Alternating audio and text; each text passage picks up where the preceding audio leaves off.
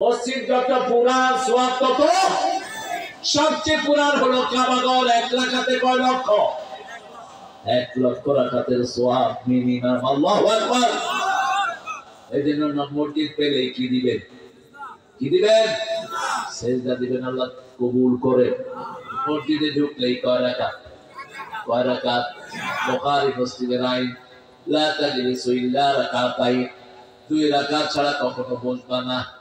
আল্লাহ বলছেন, ওয়াবুদু রাব্বাকুম আল্লাযী খালাকাকুম মিন নাফসিন ওয়াহিদা, আমার ইবাদত করো। ইবাদতের মাথা হলো নামাজ। আজকে থেকে নামাজ ছাড়বো না। রাজি আছি তো? একটু হাত তুলে দেখা দেই, বলেন হে আল্লাহ, আপনার নামে কসম খাচ্ছি, জীবনে আর কোনদিন ফরজ নামাজ, ফরজ রোজা, ফরজ পর্দা ছেড়ে দেব না।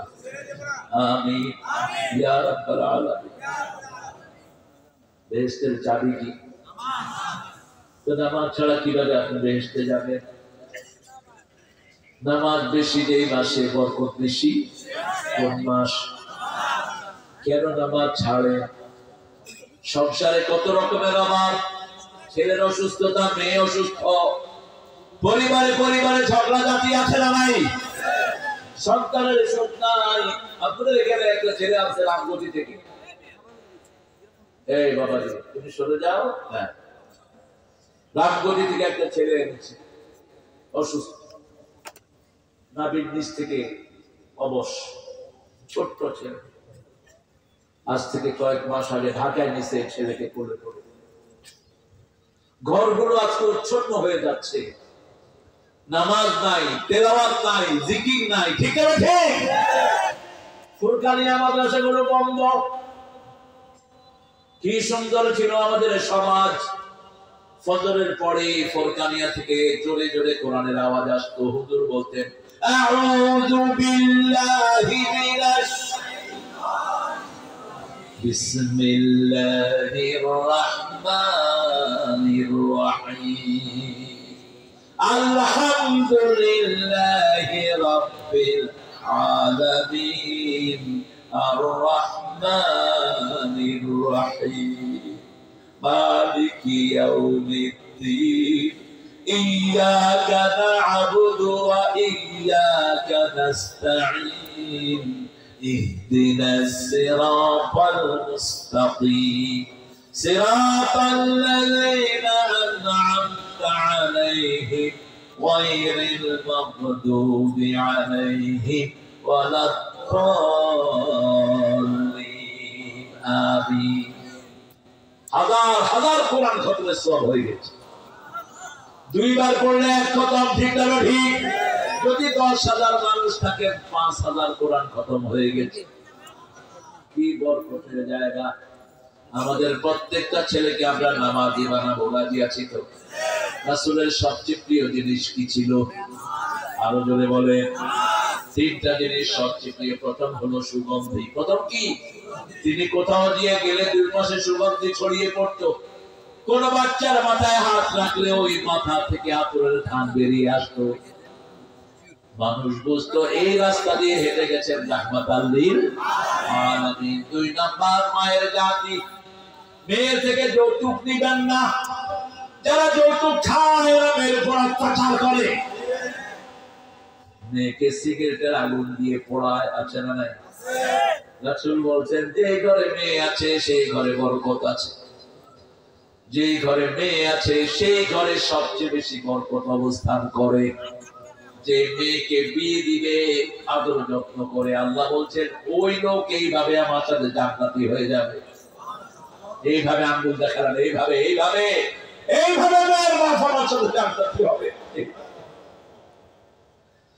প্রথম বললেন 3 জন সাহাবী বললেন, হুজুর আমার 2 মেয়ে, তুমি জান্নাতি, আমার 1 মেয়ে, তুমিও জান্নাতি। কন্যা দায়গ্রস্ত যারা পিতা আছেন, রাসূল বলছেন এই কন্যা যতদিন ঘরে থাকবে ততদিন পিতামাতার গুনাহ মাফ। আল্লাহ আমাদেরকে বুঝার তৌফিক দেন। 3 নম্বরে বলছেন, জুআলাত কুররাতু আইনি ফিস সালাত, ফিস সালাত, আমার চক্ষু শীতলকারী নামাজ। নামাজ কি? নামাজ জীবনের শেষ শব্দ রাসূল কি উচ্চারণ করেছেন? মায়েশা বলছেন, আমার ঘরে বালতি নাই, আমার ঘরে তেল নাই, প্রিয় মুহাম্মদের ঘরে তেল নাই। আর আমাদের ওনার কাজের ছেলে 400 কোটি টাকার মালিক। মায়েশা বলছেন ঘরে তেল নাই। রাসূল সারাদিন একটা চাদর মুড়ি দিয়ে শুয়েছিলেন, চাদরটাও ছিঁড়া বিভিন্ন জায়গায়। রাসূল সাল্লাল্লাহু আলাইহি ওয়াসাল্লাম যোহরের পরে হঠাৎ মুখটা আনকাবার করলেন, ইয়াকশাফা, মুখটা সরালেন, সরিয়ে বললেন, লাআনাল্লাহু ইয়াহুদ ওয়ান নাসারা, আল্লাহ ইহুদি খ্রিস্টানদেরকে লানত দেন। মায়েশা বলছেন, মৃত্যুর দিন সকাল দুপুরের কথা বলছে। ইয়া রাসূলুল্লাহ, কেন? ইত্তাখাযু কুবুর আম্বিয়া মাসাজিদা, তারা তাদের নবীর কবরকে মসজিদ বানিয়েছে, আল্লাহর নবীর কবরকে সিজদার জায়গা বানিয়েছে। ঠিক না ঠিক? আমরা কোন কবরে সিজদা দিতে যাব না। যে কবরে সিজদা হয় ওই কবরগুলোকে ভেঙে মাটির সাথে মিশিয়ে দাও। আল্লাহ আমাদেরকে হেফাজত করেন, আমিন। মায়েশা বলছেন, রাসূলের মাথা মাগরিব পর্যন্ত তিনি শোয়া, পর্দা সরিয়ে দিতে বললেন, আমি সরিয়ে দিলাম।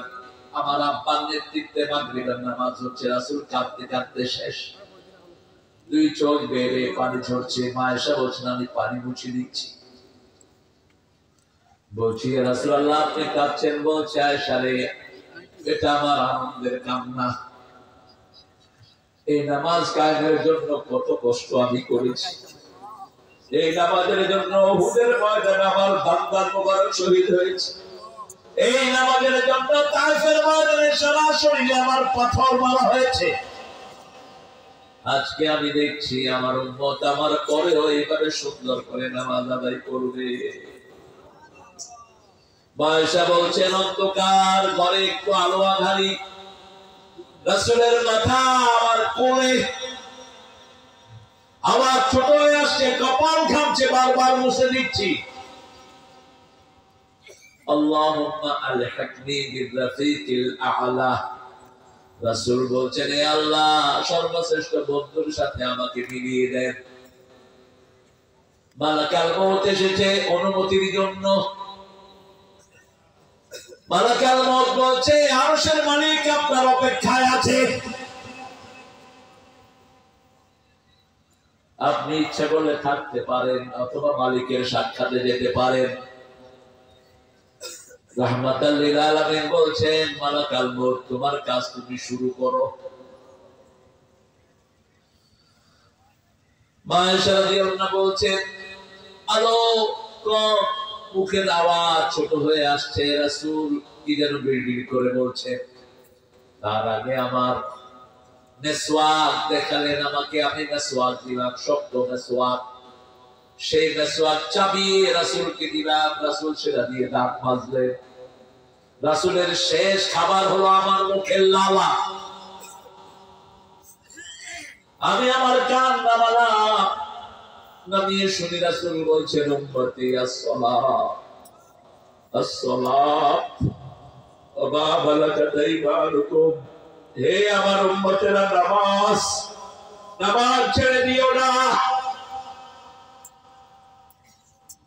আর বললেন, আন্ডারে যারা আছে তাদের প্রতি খেয়াল রেখো। আন্ডারে থাকে প্রথম বিবি, তারপরে কাজের লোক, তারপরে আপনার পাড়া প্রতিবেশী, এদের খেয়াল নিতে হবে। আজকে থেকে নামাজ আর ছেড়ে দেব না, আল্লাহ কবুল করে। আরো জোরে বলি আমি। সবকিছু চাওয়ার মাধ্যম কি?